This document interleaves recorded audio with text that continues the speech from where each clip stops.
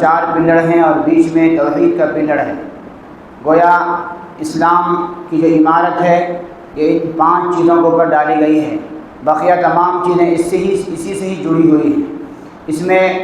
رمضان المبارک گزر گیا، الحمدللہ لوگوں نے زکوٰۃ بھی ادا کی، نماز بھی قائم کر رہے ہیں، اور یہ سب اس لیے کہ اللہ کو ایک مانتے ہیں اور حضرت محمد مصطفیٰ صلی اللہ علیہ وسلم کو اللہ کا آخری نبی و رسول مانتے ہیں۔ گویا یہ 4 بنیادوں پر تو عمل جاری ہے۔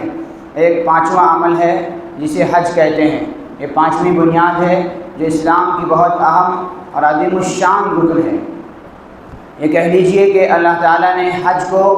تمام عبادتوں کا خلاصہ اور مجموعہ بنا دیا ہے، اور اس اعتبار سے بھی حج نہایت اہم ہے، اس لیے کہ حج صرف حج نہیں ہے بلکہ وہ اللہ تعالیٰ کی ذات پاک سے محبت کا اور عشق و سرور کا ایک بہترین ذریعہ اظہار ہے۔ یہ حج صرف حج نہیں ہے بلکہ اللہ تعالیٰ کی محبت کا اقرار ہے، اور بندے اس انداز سے اپنے آپ کو اللہ کے سامنے پیش کرتے ہیں جیسے وہ اللہ کے دیوانے ہو گئے، اور وہ دیوانہ وار کبھی خانہ کعبہ کا طواف کرتے ہیں، کبھی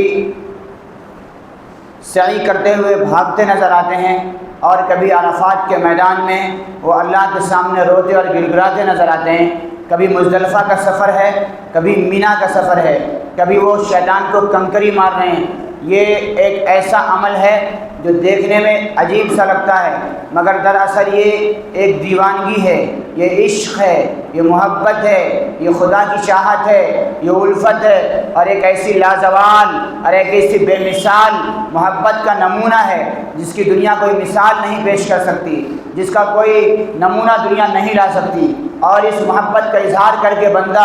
اپنے آپ کو عاجز اور نیاز کے ساتھ، عز و نیاز کے ساتھ اللہ کے سامنے اپنے آپ کو پیش کرتا ہے، اور وہ اس حال میں ہوتا ہے کہ اس کے جسم پر صرف کفن نما 2 کپڑے ہوتے ہیں، گویا کہ اس حال میں تیار بیٹھا ہے کہ پروردگار یہ عشق اور محبت کا نمونہ اور مثال پیش کرتے کرتے آپ کی بارگاہ میں جیسے دنیا میں حاضر ہیں، اسی طریقے سے اگر آپ چاہیں تو ہم آپ کے دربار میں بھی ہمیشہ ہمیشہ کے لیے حاضر ہو جائیں۔ تو حج بہت بڑی عبادت ہے جو اللہ تعالیٰ نے مسلمانوں پر فرض فرمائی ہے، لیکن اللہ نے یہ احسان فرمایا ہے، یہ کرم فرمایا ہے کہ ہر انسان پر، ہر مسلمان پر یہ فرض نہیں